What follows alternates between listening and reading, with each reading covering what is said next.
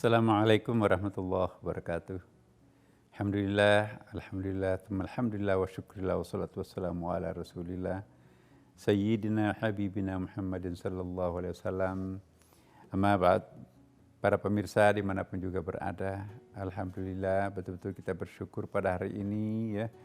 Semoga kita tambah sehat dan semoga seluruh persoalan terangkat oleh Allah satu persatu dan kita berada terus dalam lindungannya ya.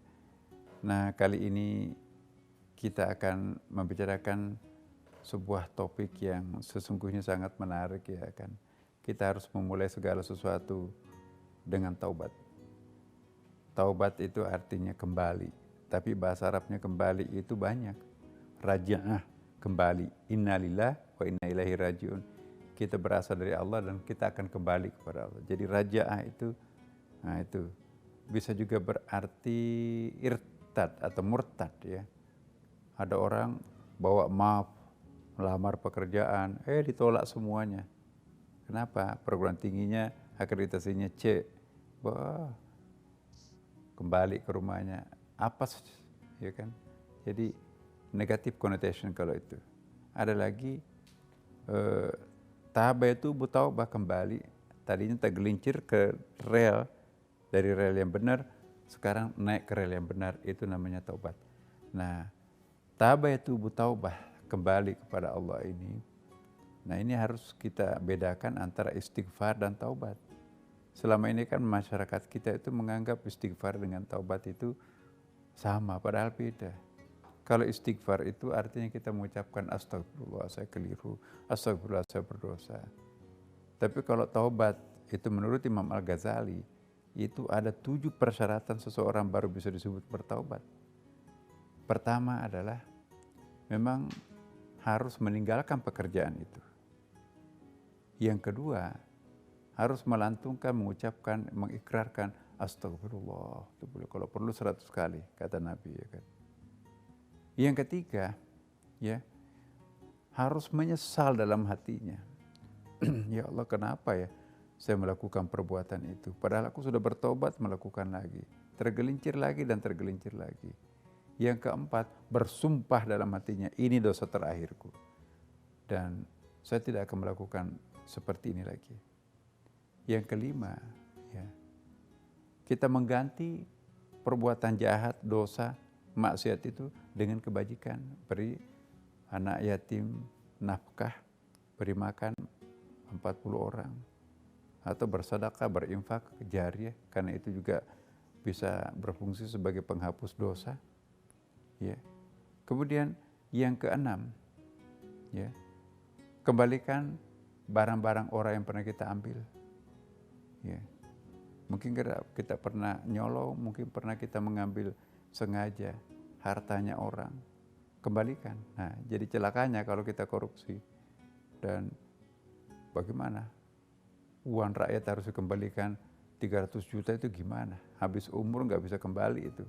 Maka itu bahayanya di situ itu.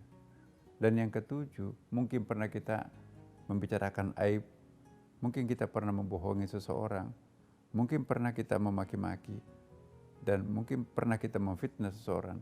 Datanglah minta maaf kepada yang bersangkutan. Ini 7 persyaratan taubat menurut Imam Al-Ghazali. Baru seseorang itu baru bisa diampuni oleh Allah Subhanahu wa taala. Bagaimana kalau orang yang pernah kita sakiti itu mau wafat? Bagaimana kalau kita mengembalikan barangnya itu tidak ada lagi? Ya, entah pergi kemana. Nah, gampang kok. Ya, kirimkan pahalanya. Masukkan ke dalam celengan. Ya Allah, semoga pahalanya ini diterima yang bersangkutan. Ya, semoga bangunan masjid yang kami ambil dari uangnya itu semuanya dipahalakan oleh yang bersangkutan. Itu antara lain solusinya. Sekali lagi, taubat ini sangat penting dalam kehidupan ini. Tanpa ada taubat, nggak mungkin ada anak tangga lain bisa kita daki.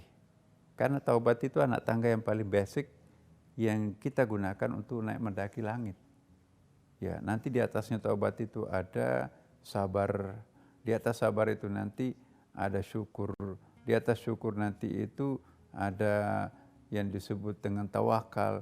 Di atas tawakal nanti itu ada yang disebut dengan mahabbah, di atas mahabbah nanti itu ada yang disebut dengan ma'rifah. Anak tangga menuju langit itu bertingkat-tingkat dan banyak, dan anak tangga pertama adalah taubat. Kita jangan mimpi untuk naik ke puncak manakala kita tidak mengawali dengan taubat. Taubat ya bukan hanya astagfirullah, taubat itu adalah ada action di situ.